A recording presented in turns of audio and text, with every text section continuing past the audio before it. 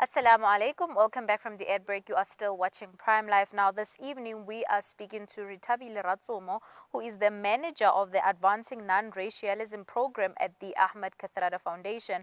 Now, the Ahmed Kathrada Foundation is an organization dedicated to preserving the legacy of human rights champion and South African icon Ahmed Kathrada.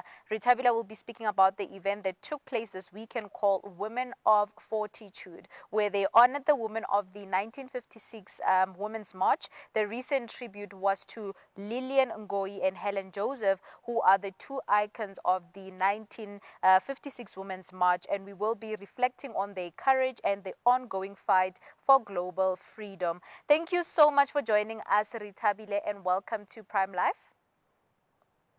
Thank you so much for having me. I hope I'm audible. You are. We can definitely have you. It's definitely an honor to have you on Prime Life today. Now, can you please tell us more about the Women of Fortitude event that took place, and how did the participants tribute or pay tribute to the courageous women of the 1956 Women's March? Sure. At the foundation, we have a program that honors and commemorates liberation history. And so, when it's Women's Month, always the Sunday before the 9th, we embark on a visit to the gravesites of not only Lillian Ngoyi and Helen Joseph, but also Rahiba Musa and Albertina Sisulu. And that's for us to just commemorate the strength that these ladies had, but also use that as an opportunity to speak about current contemporary issues, reflecting on the strength and using the strength and reminding young women and children and boys and men all over that the strength that was required back then is still the strength that is required now to tackle the challenges that we still continue to face. Mm. Most definitely. And I know you said they were not the only women, but specifically Lillian Goy and Helen Joseph, the participants obviously had to honor the courage and their legacy. Can you tell us a little bit more about these powerful women and how they contributed to the 1956 Women's March? Sure. I mean, I'm not sure if I can give you the full history, but I mean, Lillian Ngoyi and Helen Joseph were both remarkable women who participated in the political life within South Africa in various ways. They both formed part of the Federation of South African Women back when it was an active organization. And they were leaders, political leaders within their communities and stood for the free and democratic South Africa that we enjoy today. Mm.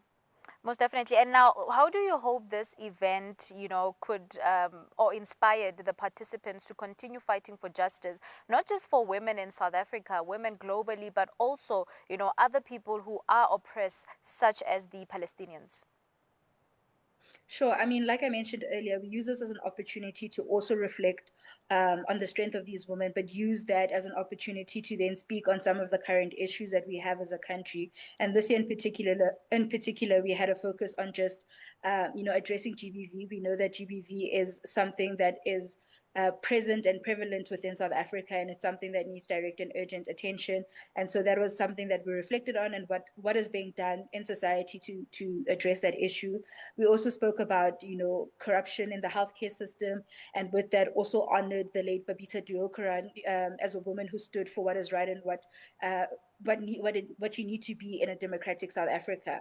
So those are some of the challenges that we reflected on, and that's why I was saying that we use this as an opportunity to gain strength from the women that came before us, so that we're able to remind ourselves that it's possible. Mm. Now, how do you think women's rights and empowerment has evolved, compared to today and the days of Lillian Goyi and Helen Joseph?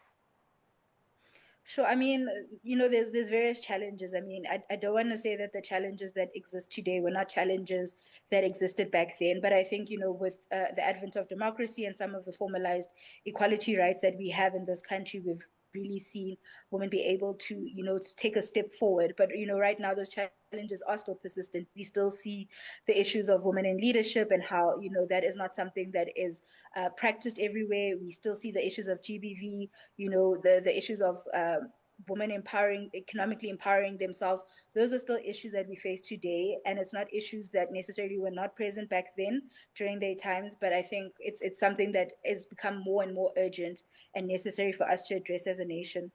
Mm. I mean, Women of Fortitude or the Women of Fortitude event was definitely a powerful way to commemorate Women's Month. Are there, any other events that we can expect coming up from the Ahmed Kathrada Foundation just to commemorate women? Well, I mean, August for us also happens to be the birth year or the birth month rather of Ahmed Kathrada. Mm-hmm. So we don't have another event necessarily focused towards women, but in all that we do, we honor women. We make sure that women are seen at the forefront. We honor women who are leaders, especially leaders as a grassroots organization in the work that we do. But with August, we spend a lot of time just focused on celebrating and commemorating Kathrada's legacy. His birthday is on the 21st of August.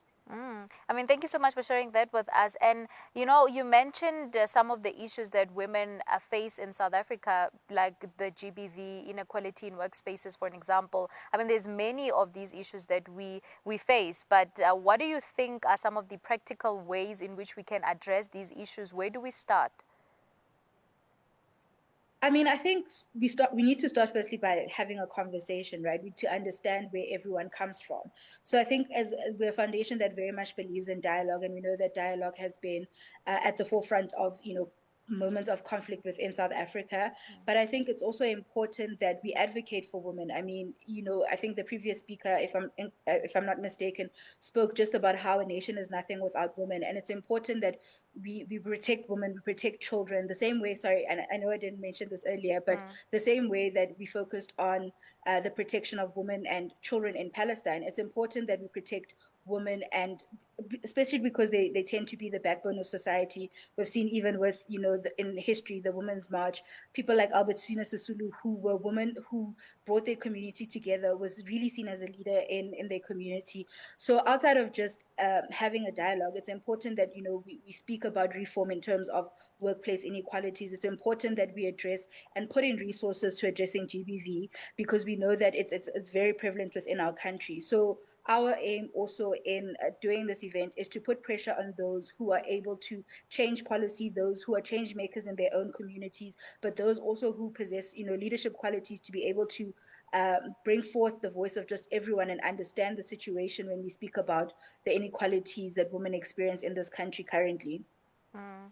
And just speaking on, obviously, you are someone that knows the full history of Lillian Ngoyi and Helen Joseph, and I'm hoping that the viewers at home or women that are watching right now and men are very familiar with the story. But what do you think are the most common traits in these women that we have mentioned that you have or you think are the ones that provoked a change of some sort in terms of women empowerment and making sure that women speak up for themselves? Sure. I mean, I think it would be easier if, I was alive in their lifetime and I'd have got to meet them. But, from Yes, what I've heard about them, people who, had worked with them, but also just things that I've read about them, I think not just Helen Joseph and Lillian Goy, but all the women yes. that, took the leadership role within the 1956 Women's March. I Mm, think what I can say as a definite quality is that they dared to try. And I think it's important that that's a spirit that, that spirit remains alive in South mm-hmm. Africa today, the ability to dare to try, Yes. because sometimes we think a no means it's a no, but being able to continue and have the courage to try means that change is possible, because pressure can cause change, and it's important that we always, as women, as men as well, we dare to try. Mm, most definitely. And now I would also want to ask you that how do you think we can honor the legacy, of those women, the same women that we're speaking about that came before us, so that the legacy can continue moving forward? I mean, I think an important aspect of that is recognizing the role that the women who came before us played. Mm, But also, I think it's important that we embody the kind of characteristics and spirit that they tried to bring forth in the work that they did, in the organizations that they took part in. And I think part of that speaks to what I said previously, is that they had the courage to dare to try. And so, when we're in places where we see that, oh no, man, this is not equal, or this is people receiving different treatment, we need to have the courage to stand up for what is true, what is the truth, but also what is right. And I mean, also being able to honor our constitution in doing so. mm. I mean, Rethabile, thank you so much for joining us. But before I actually do let you go, I want to ask you that as a, manager of the Advancing Non-Racialism Program at the Ahmed Kathrada Foundation, What is the most rewarding thing about the job or the work that you do?